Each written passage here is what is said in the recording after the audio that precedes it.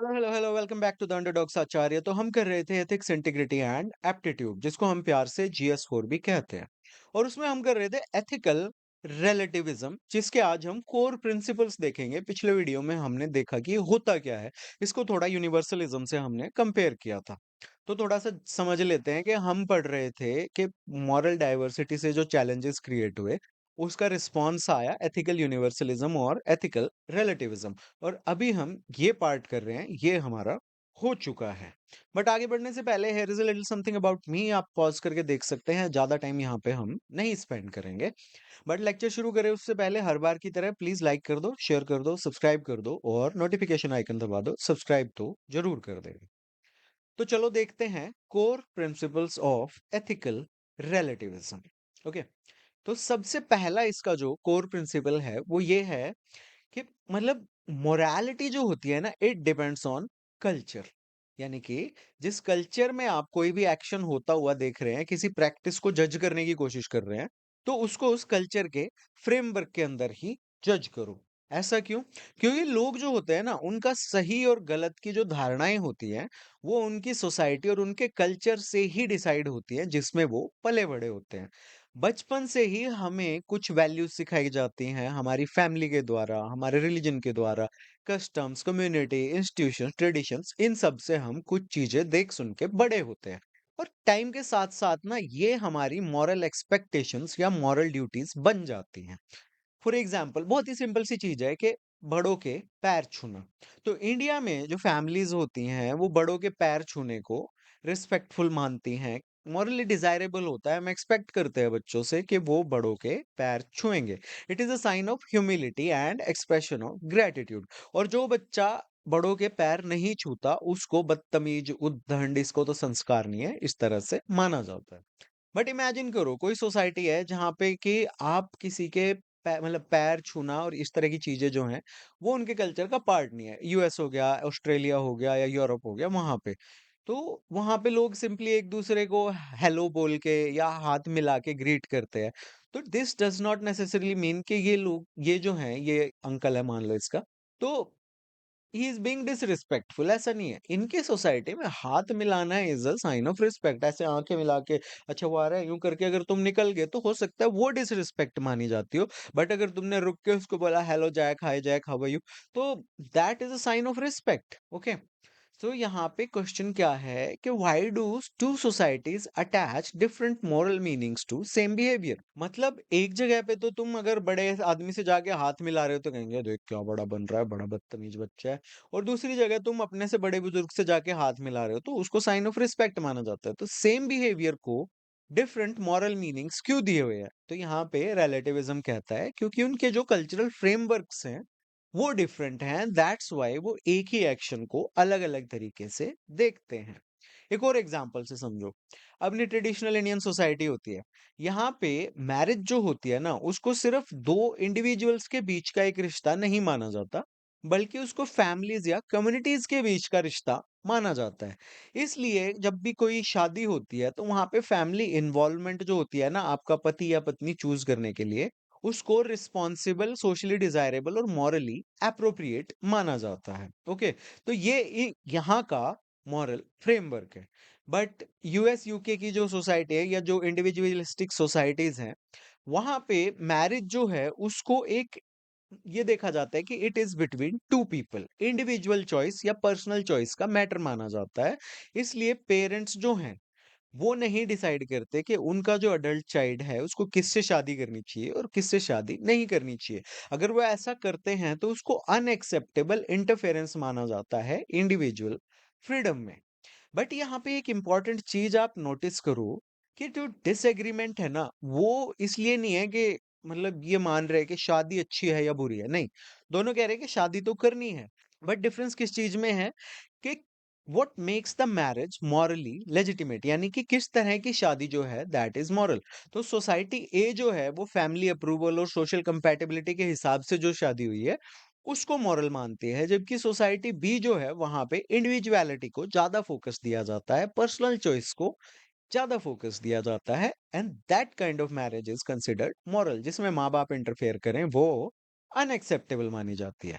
और यही ethical relativism है। यानी कि एक मॉरल जजमेंट जो है उसको अगर आपको समझना है तो आप उसको वो जिस सोसाइटी की वो मॉरल जजमेंट है उसके वैल्यू सिस्टम के हिसाब से ही आप उसको समझो। आप इनकी मॉरल वैल्यूज यहाँ पे ले जाके नहीं लगा सकते और इनकी मॉरल वैल्यूज को यहाँ ले जाके नहीं लगा सकते। यानी कि आप ये नहीं कह सकते कि भाई arranged marriage is universally good, ये गलत होगा। ना ही आप ये कह सकते हो कि भाई ये जो लव मैरिज है this is universally good. Moral relativism कहता है कि इनकी सोसाइटी के फ्रेमवर्क के हिसाब से लव मैरिज इज गुड और इनकी सोसाइटी के फ्रेमवर्क के हिसाब से arrange marriage is good. But अगर अलग अलग कल्चर की अलग अलग मोरालिटी है देन डज दैट मीन के कुछ भी करो वो मॉरली राइट हो जाएगा? नहीं। This is an important distinction because ethical relativism ये नहीं कहता कि अगर एक कल्चर किसी भी चीज को एक्सेप्ट करता है तो वो अपने आप मॉरली राइट हो जाती है, अच्छी हो जाती है। इंस्टेड ये क्या कहता है? ये कहता है कि आप जिस चीज को किसी भी एक्शन को अगर आप जज कर रहे हो कि वो सही है या गलत है, तो वो जो जजमेंट है वो उस कल्चरल और सोशल फ्रेमवर्क के अंदर रख के होनी चाहिए। फॉर एग्जाम्पल एक कल्चर जो है वो इंडिविजुअल फ्रीडम को हाईएस्ट वैल्यू देता है और बी कल्चर जो है वो कम्युनिटी हार्मनी को हाईएस्ट वैल्यू देता है। तो दोनों कल्चर जो हैं वो डिफरेंट कंक्लूजन्स पे पहुंच सकते हैं सेम बिहेवियर को अगर उनको जज करना होगा।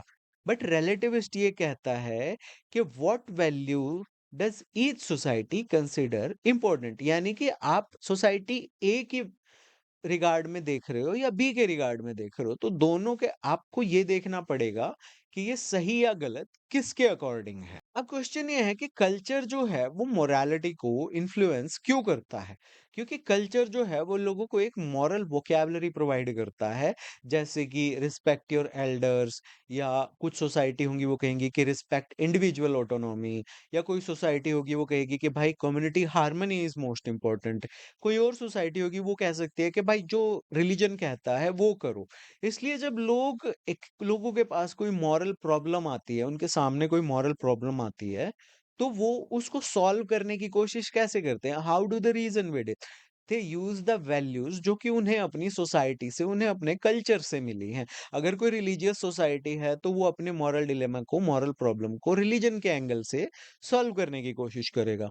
कोई अगर ऐसी सोसाइटी में बड़ा पला बड़ा है जिसमें कम्युनिटी हार्मनी इंपॉर्टेंट है तो वो उस प्रॉब्लम में उस तरह का लॉजिक लगाएगा। ओके, तो that is how it works. तो क्या होगा कि कल्चर कल्चर से आपको वैल्यूज मिली, वैल्यूज से आपको मॉरल बिलीफ्स मिले, मॉरल बिलीफ से आपकी मॉरल जजमेंट्स बनती हैं and that shapes your behaviour. For example Indian culture tradition में family is important, fast and furious में भी फैमिली इज इम्पोर्टेंट। तो इसलिए शादी हो या कुछ भी हो तो फैमिली की इन्वॉल्वमेंट जो होती है वो वैल्यू की जाती है। और इसीलिए यहाँ पे हम देखते हैं कि अरेंज्ड मैरिजेस को पॉजिटिवली देखा जाता है और ऑपोजिशन टू फैमिली इन्वॉल्वमेंट में समटाइम्स व्यूड नेगेटिवली। यानी कि आपने भाग के शादी कर ली, कोर्ट में शादी कर ली, इवन कई जगह तो घर वालों की मर्जी से लव मैरिज भी कर ली तो भी उसे नेगेटिवली ही देखा जाता है। और ये दिखाता है कि किस तरह से कल्चर जो है वो आपकी मॉरल जजमेंट्स को शेप कर सकता है। देन सेकंड जो इसका कोर प्रिंसिपल है वो ये है कि there is no universal moral standard. यानी कि एथिकल रिलेटिविज्म जो होता है ना वो इस आइडिया को रिजेक्ट करता है कि कोई एक फिक्स मॉरल रूल बुक है जिसको आप हर एक सोसाइटी पे, हिस्ट्री के हर एक पीरियड पे अप्लाई कर सकते हो। तो इसका क्या मतलब हुआ कि मॉरल रूल्स जो हैं वो हर जगह सेम नहीं होते। मॉरल स्टैंडर्ड्स अलग अलग सोसाइटी में अलग अलग होते हैं और मॉरल जजमेंट्स जो हैं वो भी टाइम के साथ चेंज हो सकती हैं। ओके, एग्जाम्पल से समझते हैं। अब यूथेनेशिया होता है। यूथेनेशिया का क्या मतलब हुआ कि अगर मान लो कोई बहुत ज्यादा बीमार है, ओके, उसकी रिकवरी के कोई चांसेस नहीं है और दिख रहा है कि भाई आगे वो तड़पेगा ही अगर वो नेचुरल कोर्स उसका चलेगा लाइफ का, तो वो डॉक्टर उसको असिस्ट करता है in dying under carefully regulated conditions. Okay, अब क्या होगा कि कुछ कंट्रीज में इसको मॉरल माना जाता है कि भाई तड़पेगा इससे अच्छा तो इच्छा मृत्यु वो प्राप्त करे। बल्कि बट कुछ कंट्रीज में intentionally assisting someone to die इसको आप मॉरली और लीगली अनएक्सेप्टेबल मानते हो। जैसे कि कैथलिक कहते हैं कि भाई under no circumstances you take a life, चाहे कुछ भी हो, नेचुरल डेथ उसको मरने दो। ओके। तो अब रिलेटिविस्ट जो होगा वो पूछेगा कि why should the moral judgement of one society automatically become the universal standard for everyone. अब मान लो ये वाली जो सोसाइटी है ये डोमिनेंट हो गई यूएसए की तरह, ओके, और ये पूरी दुनिया पे ये रूल थोप दे कि भाई यूथनेशिया इज रॉन्ग, और कोई भी कंट्री यूथनेशिया नहीं प्रैक्टिस करेगा, इच्छा मृत्यु नहीं देगा किसी को। तो रिलेटिविस्ट जो होते हैं वो कहते हैं कि भाई तुम्हारी मॉरल वैल्यूज तुम किस हक से सब पे इम्पोज कर रहे हो, तुम कैसे कह सकते हो कि ये यूनिवर्सल मॉरल स्टैंडर्ड है। ओके। तो society A allows euthanasia, society B considers it unacceptable। तो पॉइंट ये है कि जरूरी नहीं है दोनों प्रैक्टिसेस जो हैं वो इक्वली गुड हो। पॉइंट ये है कि अलग अलग सोसाइटी के अपने अलग अलग स्टैंडर्ड हैं सही या गलत को मेजर करने के लिए। देन नेक्स्ट है moral judgements must be contextual. क्या मतलब कि आप किसी भी एक्शन को प्रॉपरली जज नहीं कर सकते बिना ये समझे कि वो एक्शन किन सर्कमस्टांसेस में हुआ, वो डिसीजन किन सर्कमस्टांसेस में लिया गया। सेम एक्शन एक सिचुएशन में सही हो सकता है और एक सिचुएशन में वो गलत हो सकता है। फॉर एग्जाम्पल, आप नॉर्मली किसी के घर जाते हो, ठीक है, मिलने के लिए, तो आप उनके लिए गिफ्ट लेके गए, फूल लेके गए, फ्रूट लेके गए, कुछ भी लेके गए, तो उसको सोशली एक्सेप्टेबल माना जाता है। It is considered a sign of courtesy, gratitude, respect etcetera. But अब दूसरी सिचुएशन समझो कि आपकी कंपनी का कोई जो कॉन्ट्रैक्ट है वो ये गवर्नमेंट ऑफिसर जो है ये इवैल्यूएट कर रहा है। ओके। अब आप इससे मिलने गए और आप ये गिफ्ट लेके गए हो और आपने ये गिफ्ट इनको दिया। अब नॉर्मली आप किसी को गिफ्ट देते हो उसमें कोई प्रॉब्लम नहीं है, बट यहाँ पे आपने इनको ये गिफ्ट दिया, आप इनसे मिलने गए, तो दैट इज अनएथिकल। ओके। ऐसा क्यों? क्योंकि यहाँ पे आपकी इंटेंशन देखी जाएगी, ये देखा जाएगा कि इस रिलेशनशिप में पावर इम्बैलेंस है कि नहीं है, टाइमिंग देखी जाएगी कि क्या आपका कॉन्ट्रैक्ट इवैल्यूएट होने वाला है, and that's why you are giving him the gift. उस गिफ्ट की वैल्यू देखी जाएगी कि ये तो दादी को तो इसने फूल ही दिए थे या फ्रूट दिए थे, और ये यहाँ पे रोलेक्स दे रहा है। ठीक है, पॉसिबिलिटी ऑफ इन्फ्लुएंस देखी जाएगी कि भाई ये दादी के लिए ये गिफ्ट लेके गया था, तो मतलब क्या होगा, दादी 2 पराठे एक्स्ट्रा खिला के भेजेगी गर्मी की छुट्टियों के बाद। बट यहाँ पे इसका करोड़ों रुपए का कॉन्ट्रैक्ट अप्रूव हो जाएगा, तो पॉसिबिलिटी ऑफ इन्फ्लुएंस। और फिर देखा जाता है कॉन्फ्लिक्ट ऑफ इंटरेस्ट के, यहाँ पे कोई कॉन्फ्लिक्ट ऑफ इंटरेस्ट है या नहीं है। So this is how you जज एन एक्शन कॉन्टेक्सचुअली। देन फोर्थ है टॉलरेंस टुवर्ड्स मॉरल डिफरेंसेस। तो इसका क्या मतलब हुआ? लो, इफ पीपल रिकॉग्नाइज कि मोरालिटी जो है वो अलग अलग कल्चर्स में अलग अलग होती है, तो फिर वो ये नहीं अज्यूम करेंगे कि भाई जो मेरी जो सोसाइटी का तरीका है वो नॉर्मल है और जो दूसरे का तरीका है वो गलत है। बट यहाँ पे एक चीज हमको ध्यान रखनी चाहिए कि टॉलरेंस का मतलब ये नहीं होता कि आप रिलेटिविज्म को फॉलो कर रहे हो। फॉर एग्जाम्पल, एक सोसाइटी जो है वो ये मान सकती है कि हमारे जो मॉरल स्टैंडर्ड्स हैं वो हमारे कल्चर के हिसाब से सही है, and still it can refuse to accept जो मॉरल स्टैंडर्ड दूसरी सोसाइटी के मॉरल स्टैंडर्ड्स को। सो सोसाइटी जो है it can be relativist in theory but intolerant in practice. Example से समझते हैं। अब फूड प्रैक्टिसेस की बात करते हैं। कुछ पर्टिकुलर एनिमल्स को खाने की प्रैक्टिसेस होती है। ओके। सोसाइटी ए जो है इट में regard eating a particular animal normal, और सोसाइटी भी हो सकता है उस एनिमल को सेक्रेड समझती है और उसको खाना जो है वो मॉरली इनअप्रोप्रिएट है। तो सोसाइटी ए का जो एक बंदा है वो इनिशियली सोचेगा कि why would anyone object to eating it. But relativist approach क्या होगी कि पहले आप इस कल्चर को, इनके कल्चर को समझो।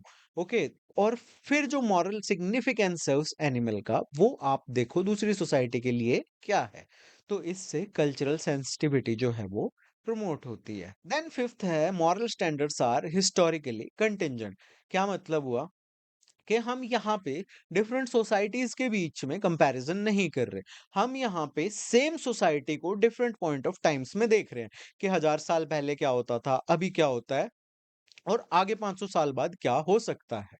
फॉर एग्जाम्पल, सती प्रथा। तो हिस्ट्री में अगर हम देखें, पास्ट में देखें, तो सती को लोग एक्सेप्ट करते थे, प्रैक्टिस करते थे, इवन ग्लोरीफाई करते थे। बट सोशल रिफॉर्मर्स ने उसको चैलेंज किया, और फिर उसके बाद जो सोसाइटी का जो कॉन्शियंस है वो चेंज हुआ टाइम के साथ, और आज सती को हम लोग ही जो 200 साल पहले एक्सेप्ट करते थे, आज हम इसी को इसको एक बहुत ही अपोरेंट प्रैक्टिस के रूप में देखते हैं, जिसको लॉ भी प्रोहिबिट करता है। तो इससे क्या पता चलता है कि जो मॉरल स्टैंडर्ड्स होते हैं, ये सिर्फ सोसाइटी टू सोसाइटी नहीं, ये टाइम के साथ भी चेंज होते रहते हैं। अब एक और एग्जांपल देखते हैं, अनटचेबिलिटी। तो हिस्टोरिकली अनटचेबिलिटी जो है वो इंडिया की सोसाइटी के कुछ सेक्शंस का एक अभिन्न अंग थी। बट आज इंडिया का कॉन्स्टिट्यूशन और हमारी जो सोशल जो साइकी है, हम अनटचेबिलिटी को नहीं मानते। और कॉन्स्टिट्यूशनल पोजीशन भी आर्टिकल 17 आपको पता है अनटचेबिलिटी को प्रोहिबिट करता है। तो मॉरल फ्रेमवर्क जो है हमारी सोसाइटी का टाइम के साथ बहुत ही सिग्निफिकेंटली बदल चुका है। तो इससे क्या पता चलता है कि मॉरल बिलीफ्स जो होते हैं वो परमानेंट नहीं होते, और रिलेटिविज्म जो होता है वो टाइम के साथ भी अप्लाई होता है, जिसको हम टेम्पोरल रिलेटिविज्म की वाले चैप्टर में या उस लेक्चर में पढ़ेंगे। तो they can evolve with social consciousness. Institutions change होते कि पहले हमारे यहाँ मोनार्की थी, अब डेमोक्रेसी है। नॉलेज के साथ के पहले एजुकेशन लेवल कितना कम था, अभी एजुकेशन लेवल सही हो रहा है। तो सती, अनटचेबिलिटी, कास्टिज्म ऐसी प्रॉब्लम्स जो है वो कम होती जा रही है। और रिफॉर्म मूवमेंट्स तो ऑब्वियसली है ही। देन सिक्स्थ है, moral validity is internal to a framework, जो इसका कोर प्रिंसिपल है। अब ये सबसे समझना थोड़ा सा मुश्किल है, तो इसको एक एनालॉजी से समझते हैं। अब क्रिकेट होता है, 2 गेम लेते हैं हम, क्रिकेट और फुटबॉल। क्रिकेट में भी 11 प्लेयर होते हैं, इसमें भी 11 प्लेयर होते हैं, मतलब ग्राउंड में। बट क्रिकेट में होती हैं विकेट्स, यहाँ पे होते हैं गोल। क्रिकेट में होते हैं रन्स, यहाँ पे होते हैं हाफ्स, कि भई आप ये फर्स्ट हाफ, सेकंड हाफ। और यहाँ पे ओवर्स, मतलब इसके रूल्स अलग हैं और इसके रूल अलग हैं। अब आप ऐसा तो नहीं है ना, क्रिकेट मैच में बैठे हो, आप फुटबॉल फैन हो, क्रिकेट मैच में बैठे हो और वहाँ पे जाके तुम्हारा बैट्समैन तो गोल ही नहीं कर रहा। या आप क्रिकेट फैन हो और आप फुटबॉल मैच में जाके बैठ रहे हो, अबे तुम तो रन ही नहीं बना रहे। ऐसे नहीं होता ना, क्योंकि आपको पता है भाई क्रिकेट के अलग रूल हैं, फुटबॉल के अलग रूल है। सिमिलरली एथिकल रिलेटिविज्म जो होता है ना, वो भी एक सिमिलर आर्गुमेंट बनाता है, but not about sports, but about morality. अलग अलग सोसाइटीज जो होती हैं, दे फुल ऑपरेट करती हैं अपने डिफरेंट मॉरल फ्रेमवर्क्स में। यानी कि जैसे यहाँ पे गोल है, यहाँ पे रन है, इस तरह से ही दो अलग अलग सोसाइटीज में उनके अलग अलग मॉरल रूल्स होंगे। एग्जाम्पल से देखते हैं। अब दो सोसाइटी, सोसाइटी ए और society B. Then society A में इंडिविजुअल ऑटोनॉमी को इंपॉर्टेंस दी जाती है, सोसाइटी बी में फैमिली एंड कम्युनिटी हार्मनी को इंपॉर्टेंस दी जाती है। तो यहाँ पे obviously personal choice in marriage is more important, आपकी individual autonomy is more important. और यहाँ पे ये कहेंगे परिवार की इज्जत, खानदान की इज्जत, और भाई अरेंज्ड मैरिज। तो अब इनको ये गलत लग सकता है, इनको ये गलत लग सकता है, बट इनके कॉन्टेक्स्ट में ये सही है और इनके कॉन्टेक्स्ट में ये सही है, अगर हम इसके ही मॉरल फ्रेमवर्क के अंदर रख के इसको देखें। हम ये नहीं बात कर रहे कि ओवरऑल क्या सही है गलत है, हम कह रहे हैं कि इनकी चार दीवारी के अंदर इनकी जो मॉरल प्रैक्टिस है वो इनकी सोसाइटी के हिसाब से सही है, और इनकी चार दीवारी में इनकी जो प्रैक्टिस है वो इनकी सोसाइटी के मॉरल स्टैंडर्ड्स के हिसाब से सही है। तो रिलेटिविस्ट क्या कहता है कि आप किसी भी एक फ्रेमवर्क को यूनिवर्सली करेक्ट डिक्लेयर करने से पहले आपको पूछना पड़ेगा कि ऐस वो कौन सी मॉरल अजम्पशंस हैं जिनके ऊपर वो फ्रेमवर्क बना हुआ है। Thus, moral validity is internal to a framework and it makes sense only within the values of that framework.